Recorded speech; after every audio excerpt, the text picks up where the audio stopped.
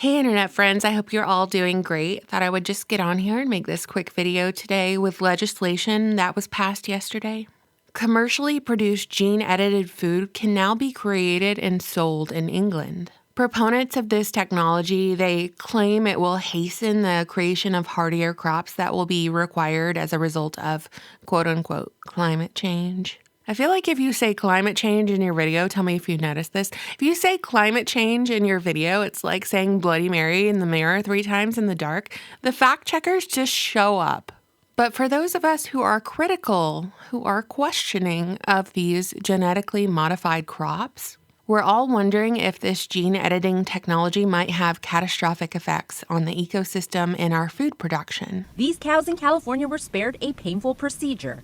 Dairy cows, like Holsteins, grow horns, and they're quite dangerous for human workers and also for their fellow cows, and so they're normally manually removed.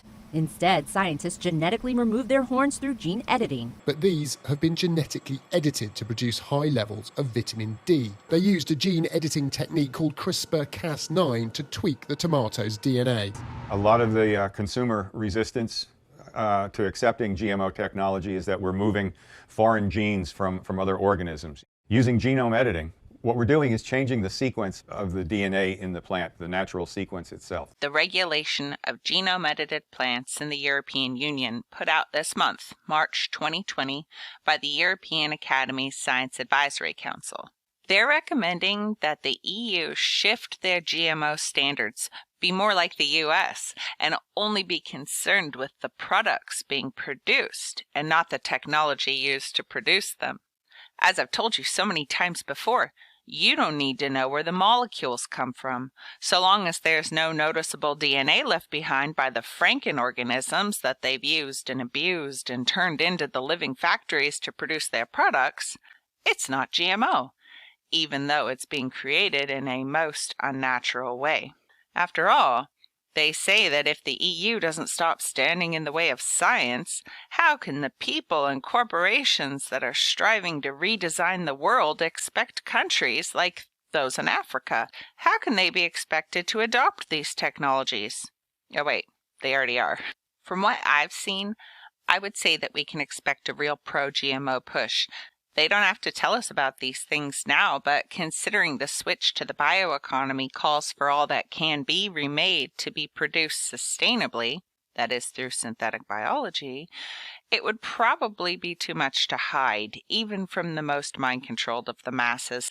So it's going to be time to be proud of GMOs, GEOs, and all of the experiments that they can pump out. No doubt we'll see celebrities and other influential people out there shilling for the pro-GMO movement, just like we've seen how they are used with the techno-meat takeover and countless other trends and societal changes. Those directing things know that you will listen to and you will believe these influencers. There's that whole phrase, you are what you eat. So if you're eating genetically modified, DNA manipulated foods, what does that mean for your body in the long term? It should be noted that, unfortunately for us in the United States, genetically modified crops were first introduced in 1994 with Flavor Savor tomatoes, which had been genetically modified to slow its ripening process, which delayed softening and rotting so they could keep them on grocery store shelves longer. So they're doing this to blackberries, where they're making seedless blackberries. They're doing it to potatoes, where they make it so potatoes won't bruise as easily. I'm reading here, the top genetically modified crop grown in 2015 was the soybean, followed by maize, which is corn, then cotton, and then oilseed rape, canola oil. In the lead for countries who are growing genetically modified crops, the USA is out there in front of everybody, followed by Brazil, Argentina, India, and Canada. And it looks like, let me bring this map up. I thought it was very interesting. The most restrictions on gene editing in food crops around the world, we got Mexico leading the pack, Central and Northern Europe leading the pack. We've got Russia, Africa. Among the leaders in this gene editing technology include CRISPR and Bayer Crop Science. And remember here, this is important, Bayer is actually Bayer Monsanto since they acquired Monsanto years ago. And Monsanto, of course, is one of the most unethical companies in existence today. And for some reason, these merchants of death now control the world's food supply, even though they were responsible for thalidomide, Agent Orange, Roundup. You know, it's a deadly chemical company that is now a food supply company that has caused an unbelievable amount of stillbirths, birth defects, generational cancers, and a wave of death wherever their products are used. And now they're editing our food with the aid of governments around the world under the banner of fighting climate change. What could possibly go wrong?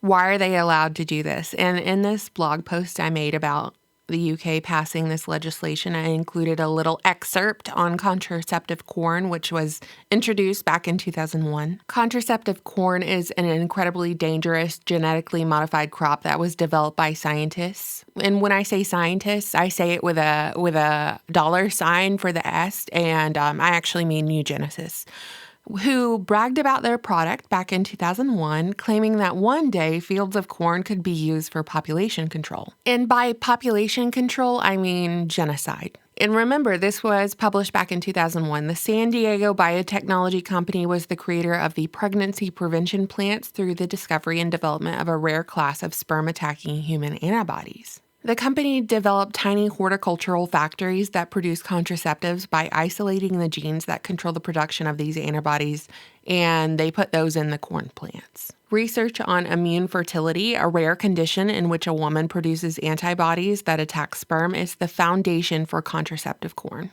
So all of the crops have been tampered with and poisoned for decades now. So it's no wonder that we have so much disease, obesity, infertility. And of course, they're always talking about putting vaccines in tomatoes and stuff like that. I mean, they say they have the technology for it, but will there be informed consent? But it's becoming more apparent that we need to start growing what we can at home.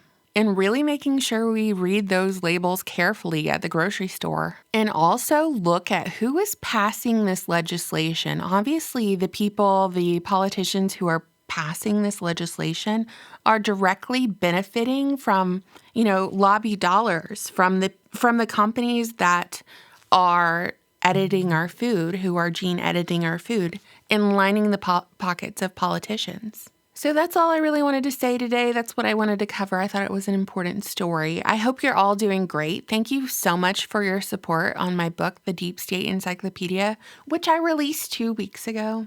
I got some people in the comments who are like, are you really talking about your book that you released? Like, I released it 2 weeks ago and I'm proud of it and I hope it's helpful. So yeah, I'm going to continue to talk about it.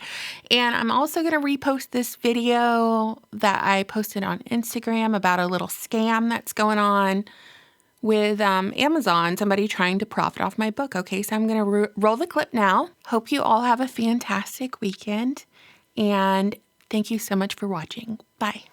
Okay, have y'all seen this before? I feel like I'm getting scammed, or maybe someone's trying to scam my audience. I want to show you. I want your opinion. Do I do something about this? Is this legal? Let me know. Okay, someone has made this listing for DF Hub Publishers. Who are you? Who are you? Notebook to accompany Really Graceful's book, The Deep State Encyclopedia, Exposing the Cabal's Playbook. It's basically, I think it's a blank notebook. Sorry, I keep hitting this. And look at the cover. People will think that I made this. People will think this is my book because when you go on my listing on Amazon, this shows up next to it. Like, to buy in addition to. I don't like this. I don't want people thinking I made this and I'm charging them for it. I would never make this design. It's not good looking.